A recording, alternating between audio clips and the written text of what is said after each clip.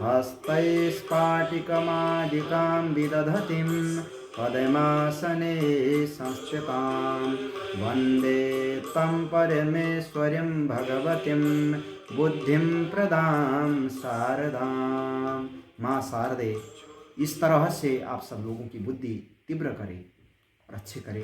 और यहाँ पर स्पष्ट रूप से कहा गया है कि कल का दिन क्यों महत्वपूर्ण मनाया गया और कल का दिन में क्या है और क्यों सरस्वती की पूजा करनी चाहिए और किन किन लोगों ने करना चाहिए और किस लिए करना चाहिए।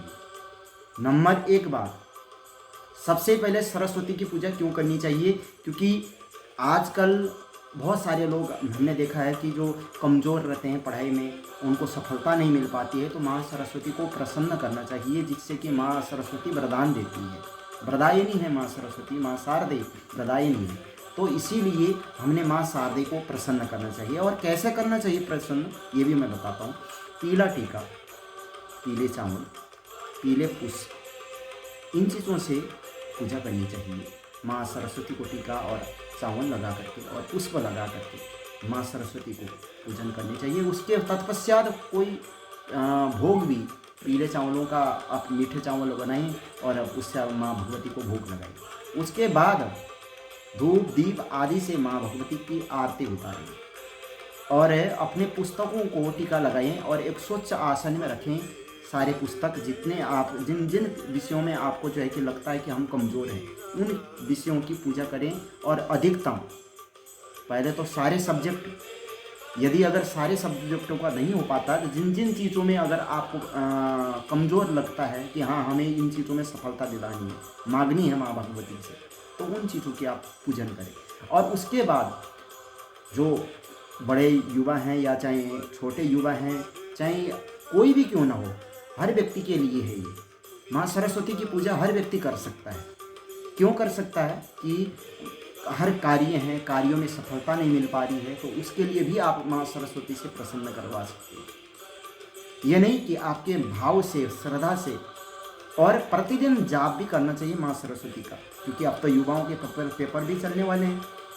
तो पेपर में सफलता पाने के लिए नित्य नियम एक अपना रखना चाहिए प्रतिदिन, जहाँ कहते हैं और आचार और विचार। आचार का मतलब होता है आचरण, शुद्ध आचरण, भाव, श्रद्धा से माँ सरस्वती को प्रसन्न करना चाहिए। और यह हमारी सनातन सभ्यता कहती है।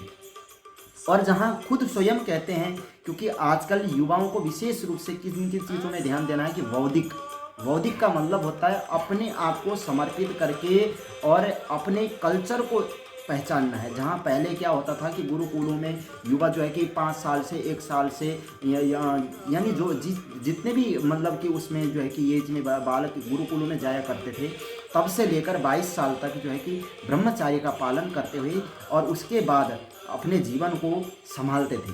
और उसके बाद फिर वही बालक समाज में आकर के कोई प्रधानमंत्री बनते थे, कोई जो है कि मुख्यमंत्री बनते थे, कोई जो है कि डीएसपी बनता था, कोई आईजी बनता था, कोई डीआईजी बनता था। उन्हीं में से कोई प्रधानमंत्री, कोई राष्ट्रपति, कोई उपराष्ट्रपति, कोई राज्यपाल, हम ही में से बनता है। तो क्यों न हम अपनी संस्कृति और सभ्यता को समझें। और आज जो बालक जिस तरह से रास्ता और मार्ग भटक रहे हैं, इसीलिए हमने आपको बताया है कि बौद्धिक को अगर हम ध्यान देंगे, बौद्धिक पर ध्यान देंगे, तो कहीं ना कहीं हमारी सभ्यता बची रहेगी। और उसके बाद प्रतिदिन हमने एक महामंत्र का जो है कि जाप करना चाहिए और माँ गंगा की पूजा करनी चाहिए, और जिससे कि जो है हमें बुद्धि आए, विद्या आए और यश हमारे जीवन में हो और जहाँ प्रतिष्ठा हमें मिलेगी। तो इसीलिए हमने इन चीज़ों पर विशेष रूप से ध्यान देना चाहिए और फोकस डालना चाहिए। और आज हम माता पिता का कहना नहीं मानते हैं, बड़े भाइयों का नहीं कहना मानते हैं। जहाँ हमारी संस्कृति क्या कहती है मैं बताता हूँ, सुनिए, कम पंक्तियों में, कम शब्दों में। नगरी हो अयोध्यासी, रघुकुल सा घराना हो, चरण हो राघव के, जहाँ मेरा ठिकाना हो। तो ये हमारी संस्कृति है, ये हमारी परंपरा है। आज हम बच्चों को कौन सी दिशा में भटका रहे हैं, तो यही हमारा दुर्भाग्य है। तो इसीलिए मैं आज सब लोगों से प्रार्थना करूंगा कि इन चीज़ों में विशेष रूप से ध्यान दें और माँ सरस्वती को प्रसन्न करें। निश्चित रूप से आपको सफलता मिलेगी, ये मेरा वादा है। क्योंकि आप कुछ त्याग करो, कुछ करने की कोशिश करो, कुछ करो तो सही माँ के लिए। मैं आपको विश्वास दिलाता हूँ, माँ सरस्वती ज़रूर आपको सफलता दिलाएगी और कहीं ना कहीं आप सब लोगों को बहुत अच्छा फ़ायदा मिलने वाला है। तो आज की वीडियो में मैं इतना ही कहूँगा। मैं आचार्य धीरेन्द्र फिर पुनः दूसरी वीडियो में आगे मिलेंगे किसी न किसी मोड़ पे। जय श्री राधे, हर हर महादेव।